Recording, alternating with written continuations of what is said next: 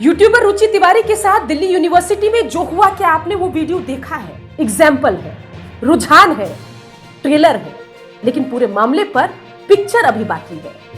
भाई, हमने सरकारी नौकरी करना छोड़ दिया, आप करिए, लेकिन अब एक योजना थी कि भाई इनको पढ़ना भी छुड़वा दो, ये पढ़ लिख ही ना पाए, हायर एजुकेशन ना कर पाए। दिल्ली में पत्रकार रुचि तिवारी के साथ जो हुआ वो आपने देखा होगा।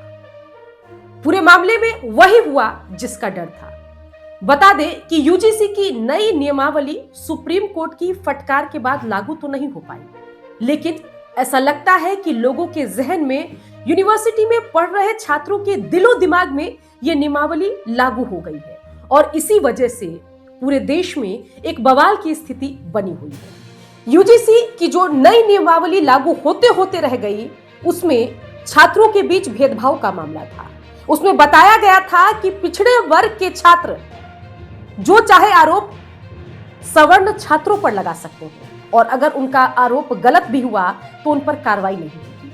कुल मिलाकर अगर कोई मामला सामने आता है तो जांच करने वाली टीम सबसे पहले देखेगी कि आरोपी और पीड़ित की जाति क्या है। उसके बाद तय होगा कि मामले में किस तरीके से एक्ट करना है। और इस फिजूल के नियमावली को सुप्रीम कोर्ट ने रोक तो दिया, लेकिन समाज को कहीं ना कहीं इस नियमावली ने बांट कर रख दिया। ये लोगों के जहन में, दिलो दिमाग में ये नियमावली बैठ गई है और इसी नियमावली के तहत यूनिवर्सिटी के अंदर पढ़ने वाले छात्र सवर्णों के साथ बर्ताव करना चाहते हैं। और पत्रकार रुचि तिवारी के साथ दिल्ली यूनिवर्सिटी में जो हुआ है वो उसका ताजा तरीन एग्जाम्पल है, रुझान है, ट्रेलर है, लेकिन पूरे मामले पर पिक्चर अभी बाकी है।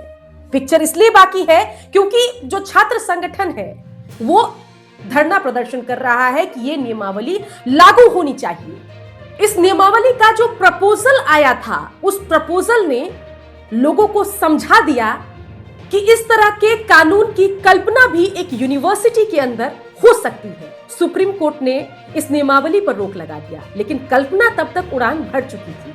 देश की आजादी की लड़ाई के दौरान शहीद भगत सिंह ने अपनी शहादत से पहले कहा था कि बेशक मैं शहीद हो जाऊं, लेकिन भारतवासियों को मैं बॉम्ब बनाने का फॉर्मूला बता जाऊंगा। और शायद यूजीसी की नई नियमावली ने वो कर दिया है। बॉम्ब बनाने का फॉर्मूला पूरे देश को अब पता लग गया है। एक नियमावली की कल्पना पूरे देश में अब हो गई है कि इस तरह की एक नियमावली भी आ सकती है। यूनिवर्सिटीज के अंदर सवर्ण छात्रों को टारगेट किया जा रहा है। टारगेट इसलिए किया जा रहा है क्योंकि यूजीसी की नई नियमावली ने लोगों को समझा दिया है कि वो टारगेट कर सकते हैं। उनको टारगेट करने का अधिकार है, चाहे बेशक आज वो नियम लागू नहीं हुआ हो, बेशक वो अधिकार संवैधानिक रूप ना ले पाया हो, लेकिन लोगों को समझ आ गया है कि ऐसा कुछ कानून भी हो सकता है जिसमें उनको आजादी है किसी के साथ दुर्व्यवहार करने की, और उसके जो कॉन्सिक्वेंसेस होंगे वो भी उनको भुगतना नहीं पड़ेगा। उस नियमावली ने उनको समझा दिया है, एक चिंगारी को भड़का दिया है और कहीं ना कहीं पूरे मामले पर जो सवर्ण तबका है अब शोषित होने लगा है। यही कुछ हुआ है दिल्ली यूनिवर्सिटी में पत्रकार यूट्यूबर रुचि तिवारी के साथ, जहां पर उनसे जाति पूछी जाती है और उनके साथ जो घटनाएं होती है जिसका जिक्र वो अपने बयान में भी कई प्लेटफॉर्म पर करती हुई दिखाई दे रही है। अब एक तबका ये समझने लग गया है कि उसको अधिकार मिल गया है सवर्णों के साथ दुर्व्यवहार करने का, और कुछ घटना तो सामने आई है, लेकिन बहुत सारी ऐसी घटनाएं होंगी जो अब तक सामने भी नहीं आई है, जिसमें लोग खुलकर भी न बोले। बेशक यूजीसी की नई नियमावली लागू नहीं हुई और अब तो मुश्किल है कि मूल रूप में लागू भी हो, क्योंकि जिस अंदाज में सख्त शब्दों का प्रयोग सुप्रीम कोर्ट ने किया है, ये नियमावली तो लागू नहीं हुई, लेकिन ये जो नियमावली लोगों के जहन में घर कर गई है उसका हम क्या करेंगे। जो लोगों को समझ आ गया है कि वो इस तरीके का व्यवहार कर सकते हैं और ऐसी कोई नियमावली भी हो सकती है, उस सोच का हम क्या करेंगे। और ये सब कुछ हुआ है सिर्फ इसलिए क्योंकि एक नियमावली पब्लिक के सामने आ गई और लोगों ने इस नियमावली को पढ़ लिया। ये जो यूजीसी की नियमावली है ये एक नक्सलवादी विचारधारा है। इसी विचारधारा को लेकर बिहार में खास तौर पर हमने देखा कि कितने जातीय संघर्ष हमने देखे, और उसी नक्सलवादी विचारधारा को नियम का रूप यूजीसी की नई गाइडलाइन ने दिया।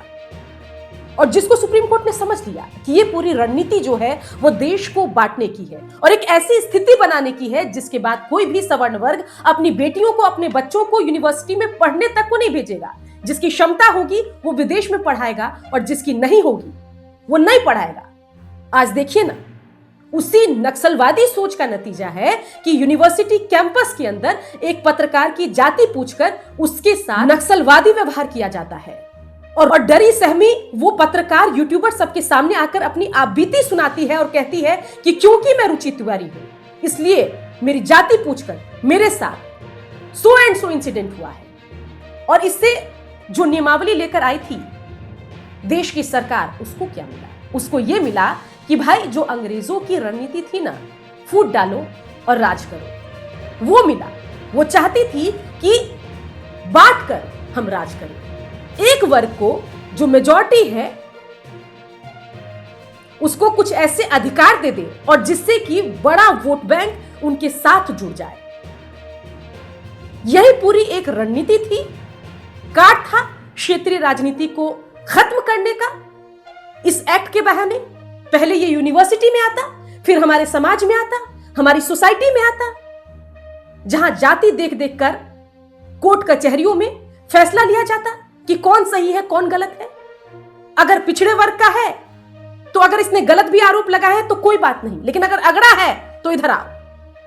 आज देखिए ना, SC ST और OBC एक साथ खड़े होकर के किस अंदाज में सवर्णों के खिलाफ नारेबाजी कर रहे हैं। क्या इस देश की हमने कल्पना की थी? क्या ऐसा देश हम बनाना चाहते हैं जहां पर जाति पूछकर असहज, अनकंफर्टेबल किया जाएगा, मारा पीटा जाएगा, दुर्व्यवहार किया जाएगा, और वो भी यूनिवर्सिटी के अंदर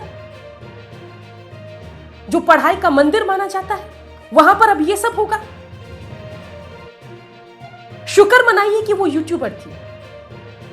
अगर खुदा ना खास्ता वहां की छात्रा होती तो शायद बोल भी नहीं पाती। इससे पहले जो रैगिंग हुआ करती थी उसमें लोग क्या क्या नहीं सह जाते थे, लेकिन सामने नहीं आते थे। तो सोचिए कि जब कानून बन जाएगा, लीगलाइज हो जाएगा, तब किसकी हिम्मत है कि वो सामने आए? जब आपकी जाति देखकर फैसला आएगा, इंसाफ या नाइंसाफी की जाएगी, तब किसकी हिम्मत होगी कि वो सामने आकर बात रखे? जो जुर्म होगा वो सहता चला जाएगा, सोचेगा कि 3-4 साल पढ़ाई करके निकलते हैं। आज भी दिल्ली विश्वविद्यालय में वैचारिक रूप से सभी अपने अपने तर्क रखते हैं, लेकिन जातीय भावना अभी तक देखने को नहीं मिली थी। क्या सरकार इस यूजीसी के माध्यम से जातीय रूप विश्वविद्यालय प्रांगण को देना चाहती है, सवर्णों को अलग करना चाहती है और SC ST OBC को अलग करना चाहती है? ये छात्र कभी भी अलग अलग नहीं रहे हैं। छात्र हमेशा एकजुट होकर और अपने विचारों की बात रखते हैं। सोचना अब हम सभी को होगा कि सरकार क्या इस यूजीसी के माध्यम से हम सभी को बांटने का काम करना चाहती है? साजिश थी यूनिवर्सिटी से सवर्ण को दूर करने की, डरा दो कि वो पढ़ना छोड़ दे। सरकारी नौकरी करना छोड़ दिया, आप करिए, लेकिन अब एक योजना थी कि भाई इनको पढ़ना भी छुड़वा दो, ये पढ़ लिख ही ना पाए, हायर एजुकेशन ना कर पाए। ये कल्पना थी और उस कल्पना पर सुप्रीम कोर्ट ने रोक लगाकर ऐसी नियमावली बनाने वाले लोगों को समझा दिया कि अब भी कानून और कोर्ट सर्वोपरि है।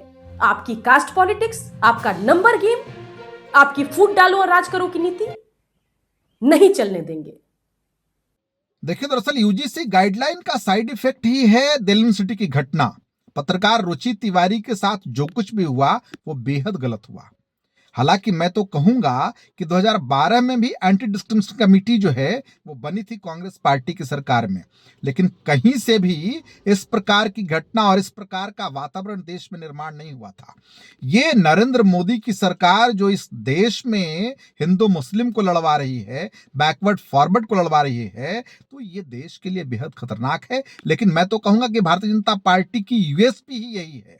लेकिन अब जल्द ही उसके गिनती के दिन रह गए हैं और इस सरकार का पिंडदान हम लोग करेंगे। यूट्यूबर रुचि तिवारी के साथ दिल्ली यूनिवर्सिटी में जो हुआ, क्या आपने वो वीडियो देखा है? और अगर देखा है तो उस पर आपकी क्या राय है? कमेंट करके जरूर बताएं। और यूजीसी की जो नई नियमावली आई थी जिस पर सुप्रीम कोर्ट ने रोक लगा दी, उस पर आपकी क्या राय है? पूरे मामले पर जो सत्ता पक्ष है उसको आप कितना दोषी मानते हैं? कमेंट जरूर करें। और अगर आपको मेरी वीडियो अच्छी लगी, इसको अपने दोस्तों के साथ साझा जरूर करें।